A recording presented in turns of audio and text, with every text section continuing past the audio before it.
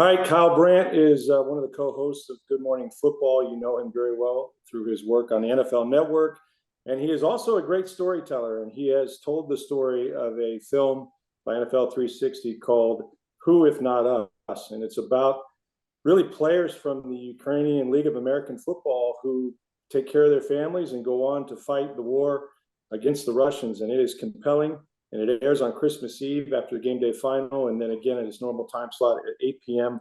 on December 27th. And both Kyle and Trent join us now.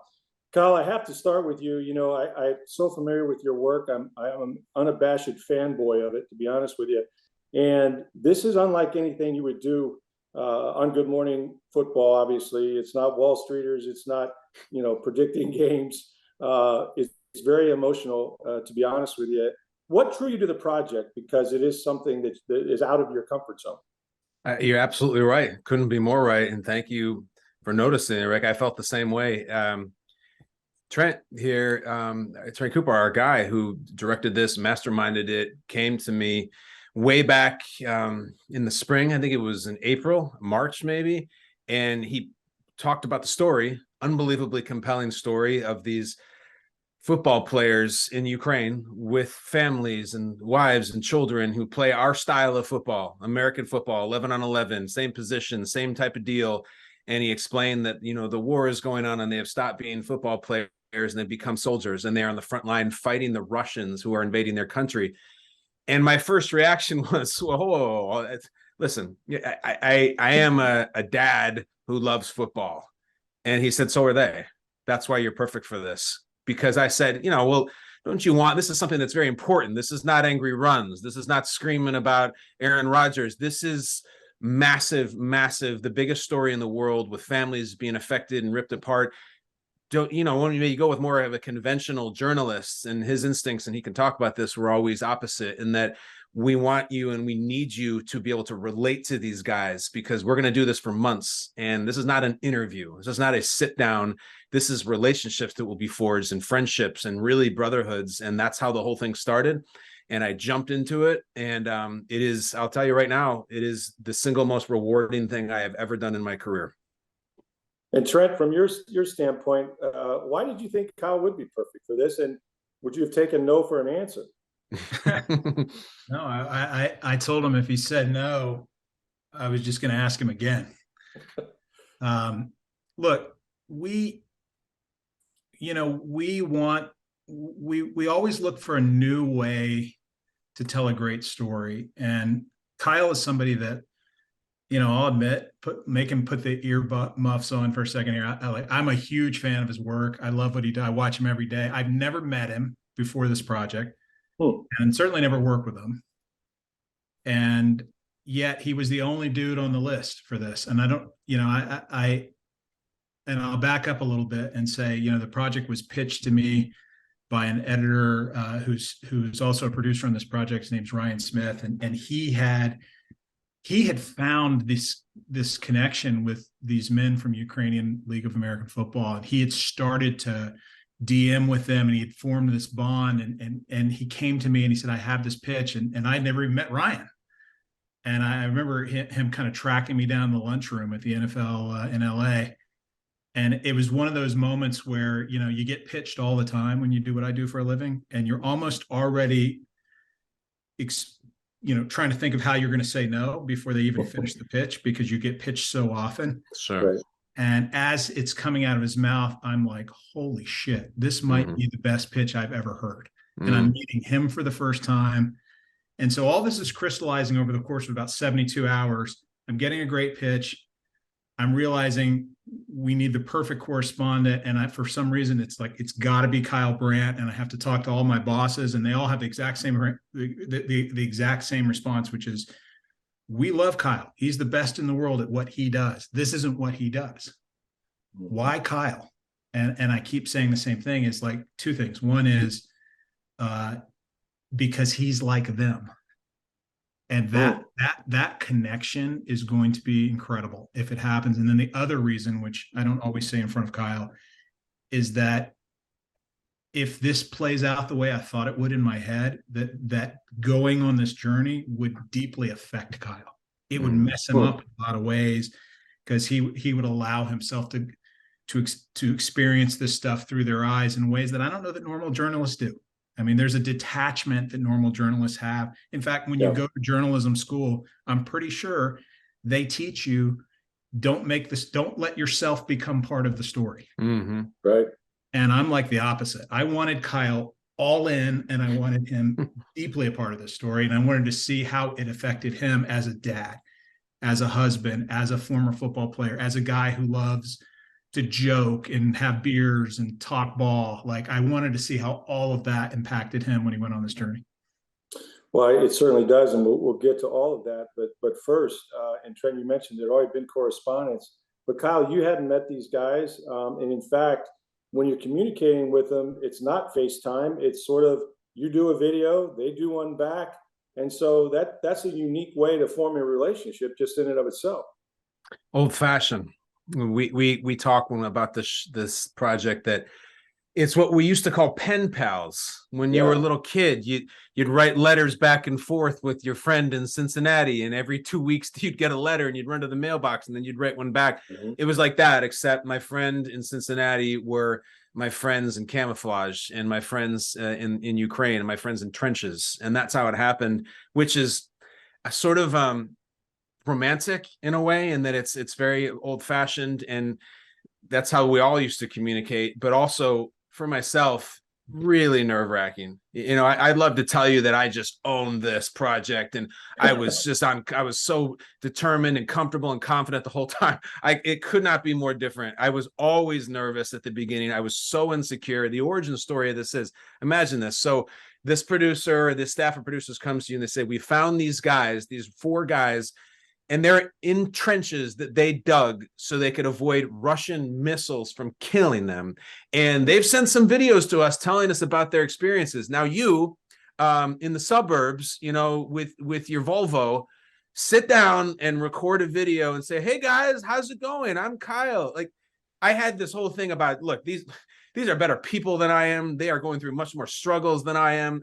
I don't think they're going to respect me. I don't think they're going to identify with me. So when you sit down and hold your phone and press record and say, hello, Yuri, my name is Kyle, and I really respect what you're doing, was very difficult, very. And I was really intimidated by it. And I remember I press send on that first video, and I said, I'm never going to hear from these guys. They're at war. I'm going to soccer practice. And yet I heard from them. I heard from them every time. I responded every time. And that guy of me who started out saying I was so nervous to talk to them, you know, I consider them friends now. And that what took about 6, 7, almost 8 months to do that. It's incredible. And the one commonality, I mean, you had a lot of them, obviously, as you went on, but they loved the NFL. Yep. They played American football. They had a league. They were devoted football players, and they were fathers, as you mentioned. And I think what's remarkable, Trent, and I don't know for both of you, how much I know for me it wasn't very much, but how much did you really think about a war that's going on 12,000 miles away? I didn't, and it's what I love about this project. You know, this made it personal for all of us. Yeah, all of us making it, all of us watching it, editing it, so forth. And then soon, you know, when this comes out into the world, hopefully the people that watch it will see it through this very, very personal lens. It's not the NBC nightly news, which is, you feel I mean, I love what they do on the nightly news, and I don't know how they do it. It's amazing. They're so good at it, but pretty, you know, after a while it's like white noise, and I can't connect to it. And what I love about this project is you are airlifted right in there, and you are in the trenches with these guys, and you are feeling what they feel, and you are missing what they miss, and you see the pictures of their family, and you're like, oh, and you're immediately asking yourself, would I do what they did? Would I be able to? I mean, I love my wife, my son, I love my life, my freedom. Would I be able to walk away from all of it, you know, if I had the same choice? And you know, it's amazing to see it all through their lens. And Kyle, there was obviously you meet a number of guys and form relationships with them, but there was a pair of brothers, really, Roman and Danilo, Tell me about them. These guys shared the same backfield. Obviously, were brothers, and I got to believe that every time you got or received or didn't receive maybe one of these messages, you had to know that there was an inevitability about this war, that something might happen to these guys that you now suddenly cared about. Absolutely. The Boguslawski brothers were the Ukrainian League of American Football's version of the Watts or the Barbers or even the Mannings or the McCourtys. You take your pick. But imagine, though, if Peyton and Eli or Tiki and Rondé were in the same backfield. These are two Ukrainian brothers. One was the fullback, Danilo, and one was the tailback, Roman. And obviously very tight teammates, brothers, their whole upbringing. War starts. The Russians invade. They quit football, and they both join the military immediately. But they had the foresight to do something where they say, instead of let's stick together and watch each other's back, their approach was, I love you so much, and I'm so invested in you personally, and you mean so much to me that we are concerned that our personal connection might get in the way of our duty, and it maybe distract us from our duty. So they deliberately decided to serve separately for the same cause, but not in the same location. And, their mother, Elena, has to watch both of her sons go from the football field to the battlefield. And listen, you watch the piece, and halfway through it, we get the news. And by we, I mean Trent and the production team and me through our phone, that Danilo Boguslawski was killed by machine gun fire and in a tank attack in the middle of Russia.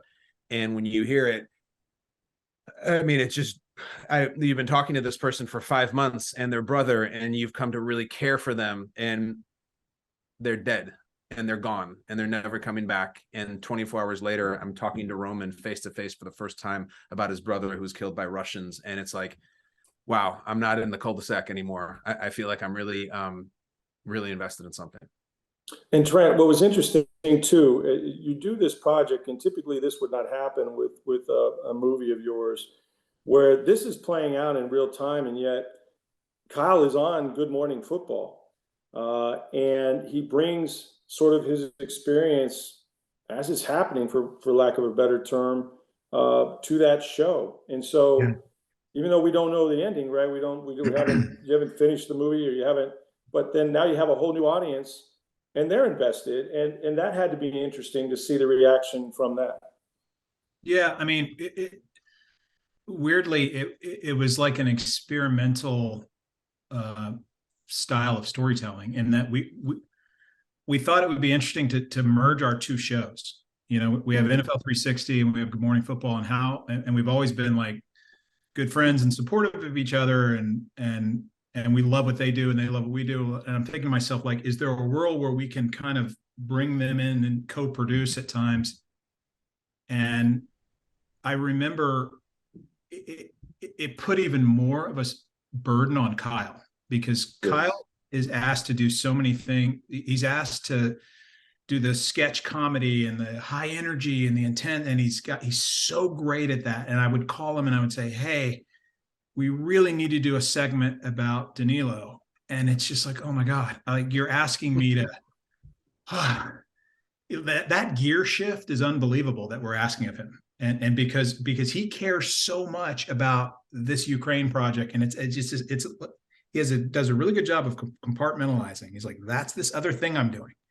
And I would keep saying, no, I need to do it with this Good Morning Football thing. And the reason we wanted to do it is we wanted the world, we wanted to let the world in. We wanted to let them into our process, and we wanted them to start following Kyle's journey while it was happening. And then on December 24th, they're going to get to see what they've been following along the way. Yeah. Strategically, it sounded great. It was a lot to dump on Kyle. And I got to tell you, Rick, from my end of that, something I'm very aware of on Good Morning Football, and I am very aware of on your show right now as we're speaking, is that person in the audience who says, talk about football. Why are you talking about war? Why are you talking about politics? I get that. I understand what you're going for and what you're not going for. And if you turn on a show called Good Morning Football on the NFL Network, my God, talk about the Dolphins. What is this? And yet I was so reticent about that. And I was part of my little pushback about, we got to pick our spots here and we got to respect our audience. The social media reaction was massive. The ratings of this segment, great. Didn't have this like change the channel thing. We grabbed the people. And one of the coolest things by far afterwards was the first time we went on Good Morning Football and showed even a clip of this project.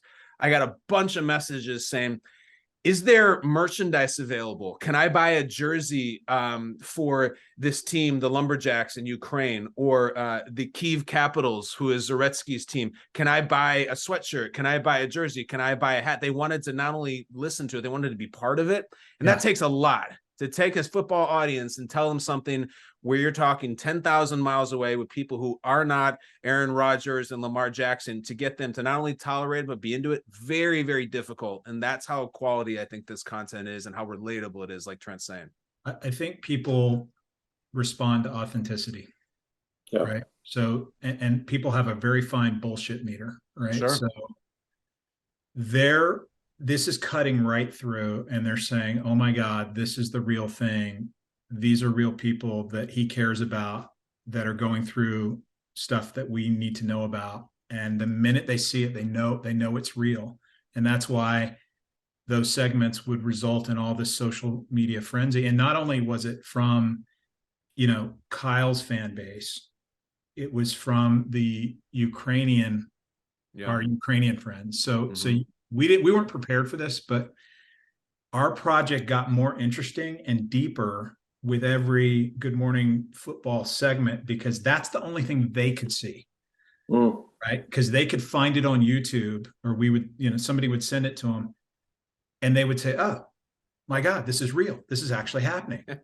It's not just this crazy man that keeps texting me. Like, this is an actual thing. And suddenly, like, we would get more feedback from them, and it just, the project got more robust the more we did that, I think.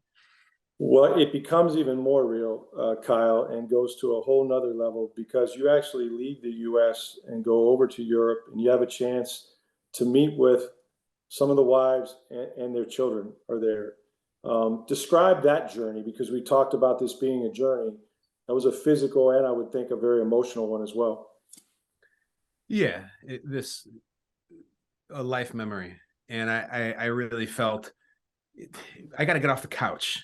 I got to get out of the suburbs. I got to do the best I can possibly do, the most the National Football League will allow me to do in this story, to get my hands dirty the best I can. So we all got on planes and we flew to Eastern Europe, and we couldn't go to Ukraine. It's a war zone. Ideally you go there, but it's not safe, and there's all sorts of restrictions around the border. So we went to Riga in the city of Latvia, and we went to Warsaw in Poland. And the reason we went to those cities and those countries is those are the countries that are taking Ukrainian refugees. I want everyone listening to this to make sure they understand that the country fled. The women and the children fled their country and their towns and their homes and their beds so the Russians wouldn't kill them. Now, the men are not allowed to leave. You serve or you stay. This is a real thing that's happening. So you can't just say, oh my God, the Russians are attacking my city. Me as a father, let me take my son and my daughter and my wife and leave. You can't. Sure. They leave, you stay. And if your son's old enough, you stay. So Poland and Latvia are these countries that say, bring us your Ukrainians. We'll find homes for them. We'll find beds for your children. We'll find jobs. We'll find schools. And so we flew there. You're damn right we flew there. And we landed. And the second you land, it hits you with a thud. It's heavy. It's dreary. This is the old Eastern European throwback to 50, 60, 70 years ago. And there's Ukrainian flags everywhere. And you sit there, I'm telling you, I got to do some pretty memorable stuff in my career. God, thank God. Sitting there with a woman, this wonderful woman and her beautiful little Ukrainian 4-year-old daughter running around, and have this woman say, we don't know if daddy's coming home. We don't know. He's a hero. Heroes don't always come home. I don't hear from him sometimes for days, and I'm sure that he's been killed. And then I wake up and there's a text from him saying I'm okay. It levels you. It floors you. And I'm 10,000 miles away from my wife and my kids, and I start thinking about them and what I would do. And I mean, I'm getting goosebumps right now just telling the story. When you see the real thing, it just knocks you on your ass. And Trent, I don't know if this was planned or not, or Kyle, but while you're there, and you mentioned there a lot of days would go by without any kind of communication between the wives and the soldiers. One of them actually FaceTimes or his wife while you're there, and you get to actually talk to him in real time.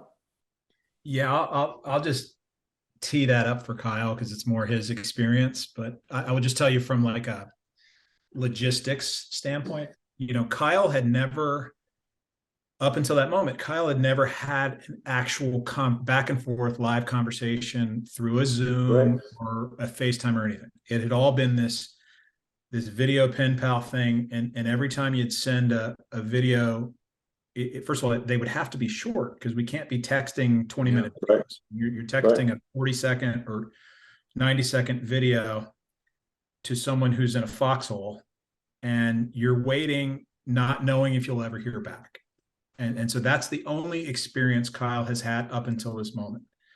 While we're there, FaceTime comes in for the woman, the gentleman's wife, and Kyle gets to have that experience right then in that moment where they get to meet each other live on a FaceTime for the first time, and they're just kind of screaming like, go ahead, Kyle, you should. You know what? The only thing wrong with it is that it's so amazing. You would suspect that it's staged. It's not staged. I promise you, everyone listening and watching, it is 100% authentic. I have been talking to this wonderful woman, Anna, and their daughter, Mia, and we're walking through this park. And to Trent's point, months and months of videos back and forth, back and forth, back and forth. Never so much as a FaceTime, never the ability to say, how are you? And then to say, I'm okay, how are you? Nothing. We're walking through the park, and she looks at her phone and she goes, it's Yuri, he's calling. And I'm like, oh my God, he's calling now? Is this really happening? And she hits it, and I see him and I freak out. And then he sees the two of us together, this person he's been talking with and his wife and his daughter, the third, and he starts freaking out. And listen, he's driving this armored truck in full camo, and he's got this massive smile on his face. And it was joyous, just so special, so childlike. And it was like we were hugging through the phone, and then I'm hugging his wife, and we're all just jumping up and down together. It was an unbelievably positive moment in the middle of a very negative, heavy story. And that, I promise you, 100% authentic. I mean, I'm ready to tear up right now talking about it. It was just a great, great moment. It is a surreal moment when you watch it in the film, and then you're actually there in part, not just to meet with the wives and of course their daughters, but you're going to present them with an opportunity, a couple of them, to go to Germany, where the Bucs. This is where I kind of intersect this story unwittingly, but the Bucs are playing Seattle in Germany, the first NFL game in Germany, not too far from where they're at. And it turns out that I guess they're kind of big Tom Brady fans, right? Who's not? And they are overwhelmed by this opportunity. And I should tell you, and I should tell your listeners, okay, the Bucs portion of this is massive, because I would have this back and forth with these guys where I got my agenda and they have theirs. So I would send a video, tell me, what is it like and how do you get through it? And it must be so difficult. And tell me about the war. And I'm just trying, I really want to learn what they're going through. And they'll send me a video back and they'll say, war was very terrible, but please tell me about the Buccaneers. Can we start winning? Like they don't want to talk about the war. they want to talk about Ali Marpet's retirement and how it's going to affect Brady in the pocket. Like they are way into it. And the second note of that is that you get that they love Brady. Okay, they all love Brady. And so after a few videos and exchanges about you love Brady, you start to say, okay, well, it's not a Tom Brady piece, it's an NFL piece. So anybody else that you want, do you like Patrick Mahomes? Do you TJ Watt? And they'll say mostly just Tom Brady. Like they just love the guy. And you laugh out loud. I always just look, you hear the term face of the league thrown around all the time. And you can attribute that to jersey sales or Google searches, and that's fine. When you are talking to a Ukrainian soldier with a machine gun across his chest in front of a blown out building, and all he wants to talk about is the Tampa Bay Buccaneers quarterback, that is the face of the league. And as you know, Rick, the face of the league came to play a very special part in this project. He really did. And Trent will get into this, but I was in Germany at that game, and I can just tell you the loudest ovation, and there were a lot of them, including the karaoke that broke out during the game, without question, was when they introduced those two wives with their children prior to the game. I had chills, and I didn't know them. I know them now through your film. So looking back at it, it's remarkable. What happens next, Trent, is some luck and a lot of good fortune, I guess. Well, listen, there's a little backstory there. I mean, you know, we were working on that for months, trying to figure out, could we get these families there? And once we got them there, first of all, is it even appropriate? Mm-hmm. You know, everything about this, you have to kind of, sure, because the men had dreamed, the men had all known that, you know, the Bucs were going to play in Munich, and that was about an 8-hour, you know, distance from where they were. And the plan was, we're going to take our families to this game. That was always the plan. And the war changed everything. So now they knew, we're not going to get to do that. So we're thinking, if we take the families to the game, is that going to make them feel like crap? Or, you know, how's that going to feel? And so we were very concerned about that. And right away, the men said, this is the greatest honor of our lives. Like, you know, they're going to represent us and our league. And please, like, don't worry about us. Like, let them go do this and make sure they have fun. And so they made sure that was cool. The next thing was, in our group, was, should we like somehow acknowledge them at the game, or should we just let them be in the crowd and enjoy a football game? And is it this political? Like, there's so much to think about. And then I remember it was my job to write the little script that the VO dude was going to read in front of 80,000 people. And I'm like, well, I think I want to write this in a way that will get them to, they have to understand who these women are. And ideally, like, they would like stand and just really embrace them. And like, you're really scrutinizing every word of how you write it. And then I just gave up, and I gave it to our writer. We have a writer, and he wrote it beautifully, and we turned it in. And then I didn't get to go to this game. I was home, you know, in New York watching, and I'm watching this unfold, and you just see this ovation, and it gets louder and louder and louder. And I'm losing my mind. I'm crying my eyes out. Yeah. And I'm thinking, am I just crying because I know these people? And then I look a little closer, everybody's crying. Yeah. And, you know, of course, you know, talk to Kyle about it. And he's like, oh my God. And then I remember I'm a couple days later, I'm on a jog, and I'm listening to your podcast. And because I'm a fan. I listen to my boy Rick, and you're talking about this moment, and you're saying that of everything that happened in Munich, when it was a magical. I mean, it really was. If you're a Bucs fan, like, that was Bucs heaven in Munich. Mm-hmm. And you're saying, of all the great things, that moment is what resonated with you the most.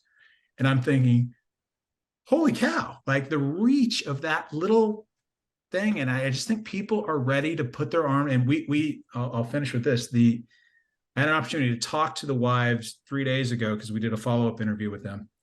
And one of them, Anna, I haven't even told you this yet, Kyle, but Anna said to her, we said, what was that like, that moment? Mm-hmm. She said, it was like 80,000 people were hugging me and my family in one moment. Mm-hmm. And she's like, I just didn't want it to end. It was the coolest thing that they understood what we were going through, and they were just all hugging us. And then she said, we went back to our seats, and it wouldn't stop. Everyone kept coming up to them, hugging. Like, the whole third quarter, or all these strangers coming up. They don't need to talk. They just want to hug them. So cool. All right. You wanted to talk about the Tom Brady moment, which. Well, I did. Well, here's the thing. And you can tell me the logistics of this, which is crazy, right? Because first of all, the Bucs, it helped they won the game. They had not been playing very well, and they probably, no doubt, played their greatest game. And Tom Brady is a big game quarterback, but we know they've got to catch a plane going back, you know, from Germany, and it's going to leave in an hour. And we're doing the media thing, and they somehow get in front of them. I can give you some drama here. So, all right. So I told you I'm not at the game. Kyle's not at the game because he's the best man in his brother's wedding back in Texas. So the two dudes that need to be there aren't there. Luckily, my boss, Dallas Hitchcock, is there, and he is with the families. And I am texting him saying, hey, I think if the Bucs win this, we might have a shot to get them to like be able to meet Brady. I'm just thinking maybe, because here's the perfect storm. You know, Tom had been, you know, in the Giselle thing, and it's not a good time to be asking any favors of Tom Brady, right? So we didn't up until this moment, and I noticed that at that moment right before halftime, when the 80,000 people are hugging the wives of Ukraine, Brady's like 20 feet from that. He must have experienced that as well. So I'm clocking that in my head, like he must know who these people are now, right? Number two, they're winning, he's balling, everything's great.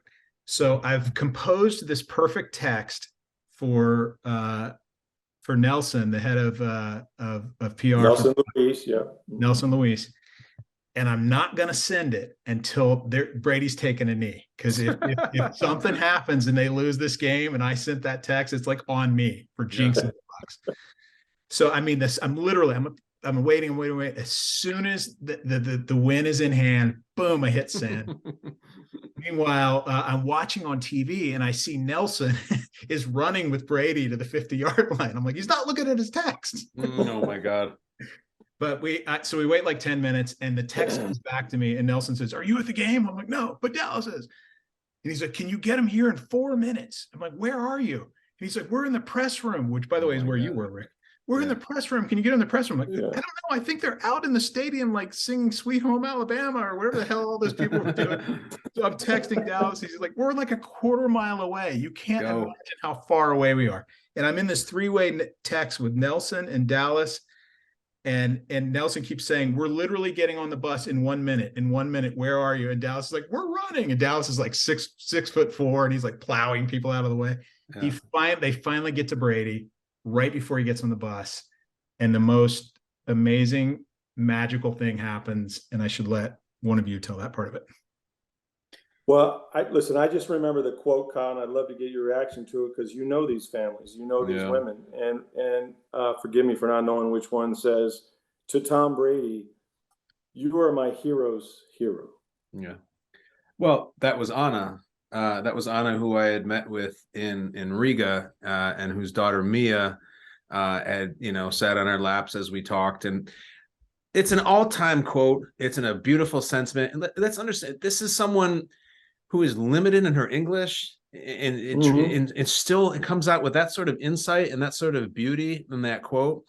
And it's true, because the look on Yuri, her husband's face, who's in the armored car, she says to him when he finds out that his family's going to go to the Bucs game and see his favorite player, he's so joyous and he's so happy. And she says to him, joking, "I will say hi to Tom Brady for you." And they have a laugh about it.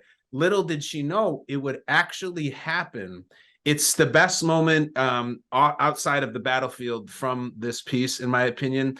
It wouldn't be possible without Tom Brady. I'm tracking it so close as the game's going on because I'm starting to hear that Tom might actually meet with these people.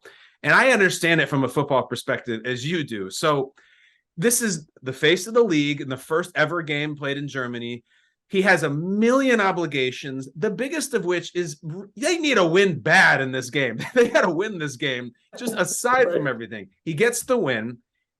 Who knows how many people are asking him to do this, and then you got to end up plane and fly home. Rick, I was following it so closely, and I was wondering that, okay, we needed them to win. I'll have you know that I was tracking this. He was not sacked in that game. And I'm like, that might play a factor. Like, how is he feeling physically after the game? So no sacks. Thank you to the Bucs offensive line. And it was like no sacks, barely touched, gets the win, sees the people. And also, you know what? Just a really good human being who doesn't need to do that. Who doesn't need to do it for 1 second, and found time in an international trip to go and meet some people from a heavily politically charged situation going on across the world. And I will never be able to thank him enough for doing it. And you watch the moment, because by the way, full disclosure, we're still finishing the piece. It's not 1,000% done. The editing will go until the last second. we were watching it in this morning, and my editor and I had this moment where we just kind of looked at each other, like, Brady is such a good dude. I know. When you watch that clip, like there's no place on earth he'd rather be in that moment. He is so completely there for those people. And it is so authentic. And he says, "How old's your daughter?" And he goes, "Oh, it's such a great age." And he's just thinking about them and what they're going through. And of course they want him to sign stuff, but even the way he signs it, like he's just there for them. Well, it's like we said, I'm just a dad who loves football. That's why I did it. In that moment, he was just a dad who loves football. He has a bunch of kids. He knows how to talk to kids. He knows how not to talk to kids. He knows how to be polite and present. And it was just, when you see the moment, it's not him saying, "Yeah, sure, good luck, good luck." Like there's a real presence there for him. And again, right after a game, right before a flight. And listen, you think you know everything about the guy, and we've all followed him for the last quarter century, and he still shows you a new side. And I just respect it so much, and I'm so thankful. And I can tell you, and I didn't know Tom at all until he came to Tampa Bay. The biggest, I guess, pleasant surprise is for an international superstar, which essentially he is. You can tell by all the fans he has in Europe. He is incredibly present. When he is there with you, he looks you in the eye. He doesn't have a cell phone. He's not in a hurry. He's listening to what you say, and it's a credit, to his parents and everybody. But that was one of the singular great moment of a lot of moments in this film. Kyle, I have to ask you this. Yep. How has this changed you? I mean, you gave more than just your abilities as a broadcaster or your time, and you are one of the busiest men in the industry. I got to believe that you had some tough times. Big time. And you don't think that's going to happen. You're at a distance. You understand the story. It's a little heavy, but you'll ask your questions. Hopefully you get some good responses. And hey, let's throw this in the old edit and see if we can make a good piece of content. I can't believe the places that it went. I can't believe how much I care about these people. And I really think meeting the wives and children makes the difference. You meet someone's daughter, you give them a present, you have coffee and talk with their wife. It is a whole different type of relationship. And I got to tell you, when I flew back finally from Europe after this trip and after having meeting these wives and seen and been in these places where the war is really charged, it's a different hug with your kids when you walk in the door. A different hug. It's a different kiss with your wife. And there's a whole new perspective. And that's why, listen, the audience for this, football fans, sure. People who are involved in the news, sure. It's just a family thing. If you have children, if you have a husband or a wife, it is immediately personal with you because, as Trent said, you just can't imagine what they're doing. You can't imagine that they woke up to hear explosions and fled and dropped off the kids and said, "See you later," or maybe "Don't see you later, and I'm going to go to war." It's batshit. It really is. And I can't believe I was part of it. I still can't believe it. It's a great story told by great storytellers, and it brings home and humanizes something that I said is more than 10,000 miles away. And all of us, yourself as a father and a husband and all of that, can only imagine if when called upon, we would do the same thing. It's just an incredible piece. It airs it airs on the NFL Network on Christmas Eve after game day final, and then again it's appropriated time, I guess, on the 27th at 8 p.m. Kyle, Trent, can't thank you enough. Congratulations. This is a remarkable movie, film, and I appreciate you guys coming on. Thanks for all the support, Rick. Appreciate you so much. You're the man. Thank you.